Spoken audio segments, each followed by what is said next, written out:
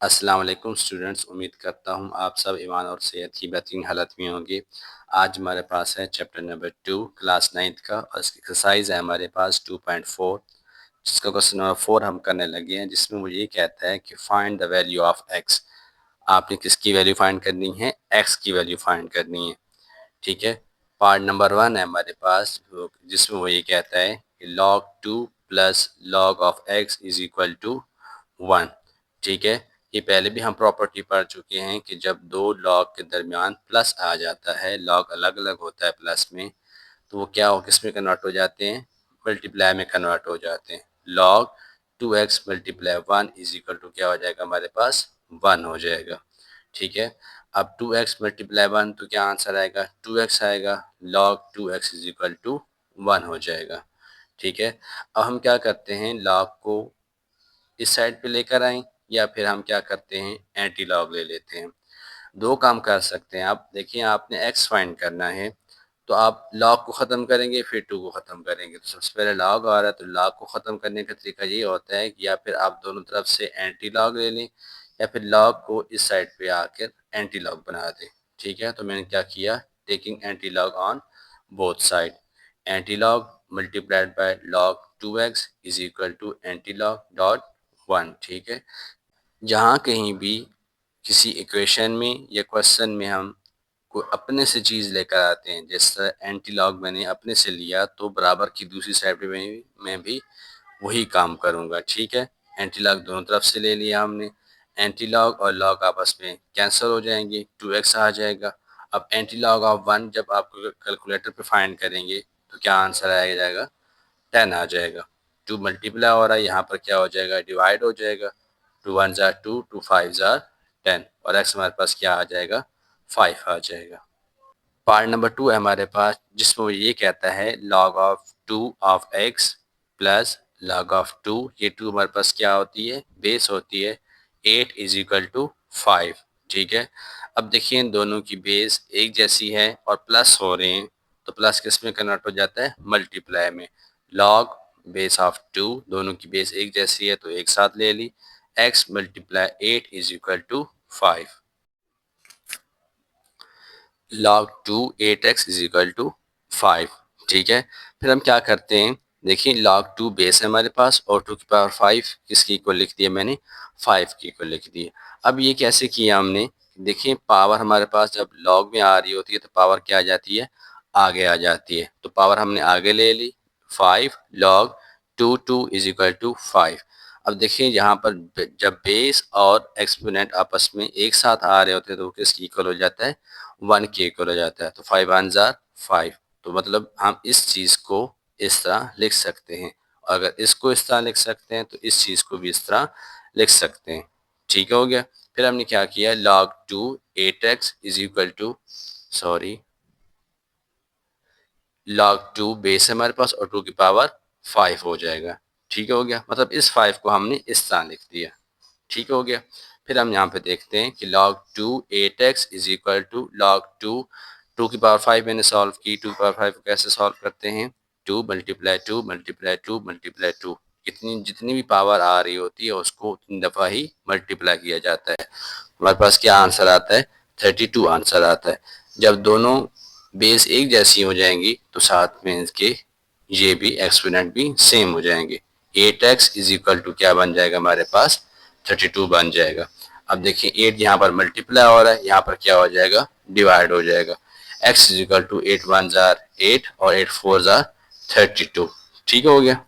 Part number 3 है हमारे पास जिसमें ये कहता है 81 की power x is equal to 243 की पावर x प्लस 2। अब यहाँ पर हम क्या करेंगे, 81 की फैक्टराइजेशन कर ली हमने और 253 की भी फैक्टराइजेशन कर ली। जब फैक्टराइजेशन किया हमने तो 3 की पावर 4 बनता है और 253 की पावर हमारे पास क्या बनती है? 3 की पावर 5 बनती है और x प्लस 2 ऊपर आ जाएगा। ठीक है।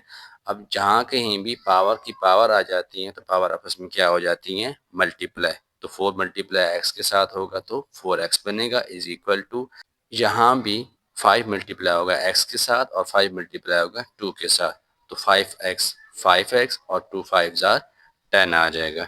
ठीक हो गया। अब हमने क्या किया है, देखिए जब दोनों को कंपेयर करेंगे तो बेस इनकी क्या है, सेम है, तो पावर आपस में क्या हो जाएंगी, इक्वल हो जाएंगी। ठीक हो गया। तो देखिए बेस एक जैसी थी, यहाँ पे भी 3 थी, यहाँ पे भी 3 थी, तो 4x is equal to 5x plus 10 हो जाएगा।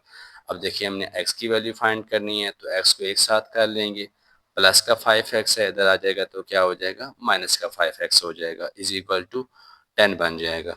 4x माइनस 5x, ये प्लस का है, प्लस माइनस माइनस माइनस करेंगे तो एक x आ जाएगा, और बड़े वाला साइन लगाते हैं तो माइनस x हो जाएगा, इज इक्वल टू 10। माइनस इधर आएगा तो क्या बन जाएगा, x is equal to minus 10। Part number 4 है हमारे पास, जिसको ये कहता है 1/27 की power x minus 6 is equal to 27। देखिए इसको मैंने बिल्कुल एज इट इज लिख दिया।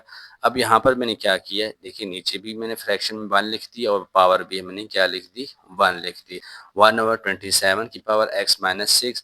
अब यहाँ पर देखें तो जब हम फ्रैक्शन चेंज करते हैं, फ्रैक्शन क्या करते हैं, चेंज करते हैं, ये हमारे पास 27 नॉमिनेटर में पड़ा हुआ है, जब ये डिनोमिनेटर बनेगा तो पावर क्या हो जाएगी, पावर की साइन क्या हो जाएगा, चेंज हो जाएगा। +1 है तो क्या बन जाएगा, -1 बन जाएगा।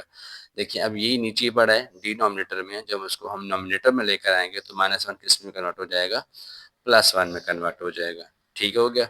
अब देखें पहले क्वेश्चन भी ऐसे कर चुके हैं कि जब बेस एक जैसी आ जाती है, बराबर आ जाती है, तो हम क्या करते हैं, जो पावर्स होती हैं उनको आपस में बराबर कर लेते हैं। ठीक है, by comparing x minus 6 is equal to -1। अभी माइनस का 6 है, इस साइड पे आएगा तो क्या बन जाएगा, प्लस का 6 बन जाएगा।